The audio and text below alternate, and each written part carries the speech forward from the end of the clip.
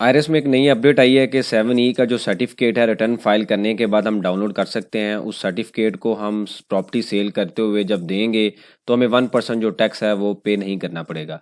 जब हम डाउनलोड कर लेंगे तो इस तरह का डॉक्यूमेंट हमारे सामने आएगा और ये डॉक्यूमेंट हमने लैंड रिकॉर्ड डिपार्टमेंट को देना है। किस तरीके से डाउनलोड करना है आज के छोटे से टॉपिक के अंदर हम इसको स्टडी करते हैं। आप देख रहे हैं प्रैक्टिकल लर्निंग है, उसमें हूँ फ़हीम महबूब। वापस आते हैं टॉपिक के ऊपर। 7E के हवाले से डिफरेंट तरह के लेक्चर्स हम देख चुके थे, डिफरेंट डिस्कशन कर चुके थे कि जब हम 7E का फॉर्म फाइल करना है या नहीं करना, कॉस्ट पे लिखना है, फिर मार्केट वैल्यू पे लिखना है, तो सारे लेक्चर हम देख चुके हैं। अब जो अपडेट है वो ये है कि अगर आपने अब दो तरह की बेसिकली दो चीज़ें आपने अंडरस्टैंडिंग लेनी है।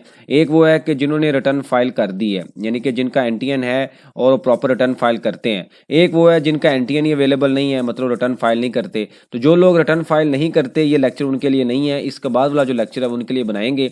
वो मैंने वैसे पहले बनाया हुआ है, उसमें हमने डिस्कस किया था कि किस तरीके से हम विदाउट एनटीएन जो सर्टिफिकेट है वो वेबसाइट से बना सकते हैं। आईआरएस के ऊपर अवेलेबल है। अब जिन्होंने रिटर्न फाइल कर दी है उसके बाद अगर ड्यूरिंग द ईयर उन्होंने प्रॉपर्टी सेल करनी है तो उनके लिए लेक्चर है। वो सर्टिफिकेट किस तरीके से लेंगे और वो प्रॉपर बार कोड का सर्टिफिकेट अवेलेबल होगा। लैंड रिकॉर्ड डिपार्टमेंट को जस्ट आपने एक प्रिंट देना है और आपके ऊपर जो टैक्स है 7E का अप्लाई नहीं होगा। अब आपने क्या करना है, जो रिटर्न फाइल की हुई है कंप्लीटेड टास्क में जाना है। सबसे पहले जो कंप्लीटेड टास्क है वहाँ पे आप आ जाएंगे। उसके बाद अगले पॉइंट पे आपने आना है डिक्लेरेशन में। जैसे ही आप डिक्लेरेशन में जाएंगे तो आपके सामने इस तरह का फॉर्म ओपन होगा और आपने जो चार्जेबल में क्लिक करना है और कैपिटल एसेट में जाना है। तो ये सर्टिफिकेट उनके लिए अवेलेबल होगा जिन्होंने प्रॉपर जो 7E का फॉर्म फिल करना है किया होगा। ये मैंने पहले आपको बताया था कि 7E का फॉर्म फिल करना कितना ज़रूरी है। अब आपको उसकी अंडरस्टैंडिंग क्लियर होगी कि वो कितना ज़रूरी है। मैंने ऐसे 1-1.5 माह पहले जब ये अपडेट आई थी तब ये आपको बता दिया था।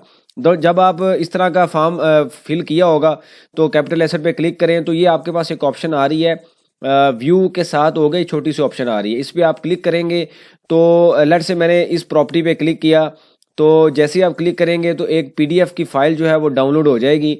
जब आप उस फाइल को ओपन करेंगे तो इस तरीके से सर्टिफिकेट अवेलेबल होगा। उस सर्टिफिकेट के ऊपर लिखा होगा सर्टिफिकेट ऑफ डिक्लेरेशन, ठीक है। उसके बाद declaration of capital asset under 7E, proper आपका नाम लिखा होगा, उसके बाद ईयर लिखा होगा और फिर ये प्रॉपर्टी की डिटेल भी मेंशन होगी प्रॉपर कि कितने मरले है, कितना एरिया है, किस जगह पे है, किस सिटी पे है और ये 7E में शामिल है या नहीं है और इसकी क्या रीज़न है। ठीक है, सारी चीज़ें वहाँ पे अवेलेबल होंगी। आपने जस्ट इसका प्रिंट देना और लैंड रिकॉर्ड डिपार्टमेंट जो है वो प्रॉपर्टी ट्रांसफ़र कर देगा या सेल कर देगा और आपसे जो 1% टैक्स है वो नहीं लिया जाएगा। ईजिली आप प्रॉपर्टी सेल कर सकेंगे।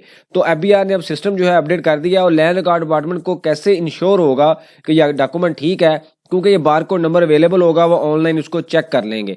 तो अब ये मैनुअल सिस्टम से ऑनलाइन सिस्टम पे हम आ चुके हैं। लेकिन मेन चीज़ वही है कि अगर आपने अभी तक रिटर्न फाइल नहीं की तो 7E का फॉर्म लाजमी फाइल करें, अदरवाइज आपके पास सर्टिफिकेट अवेलेबल नहीं होगा और फ्यूचर में प्रॉपर्टी सेल करते हुए आपको मुश्किल आएगी और आपने 1% टैक्स देना है, क्योंकि विदाउट दिस फॉर्म आप प्रॉपर्टी को सेल नहीं कर सकते। इसके बाद वाला एक टॉपिक है, उसके अंदर हम डिस्कशन करेंगे कि जो ये फॉर्म फिल करते हुए क्या नई अमेंडमेंट्स आई हैं उसके ऊपर डिस्कशन करेंगे। इससे रेलिवेंट कोई क्वेश्चन हो, कोई सजेशन हो, आप मेंशन कीजिए, उसके ऊपर हम डिस्कशन करेंगे ताकि जो लर्निंग का प्रोसेस है ये कंटिन्यू रहे। थैंक यू वेरी मच, जज़ाकल्लाह।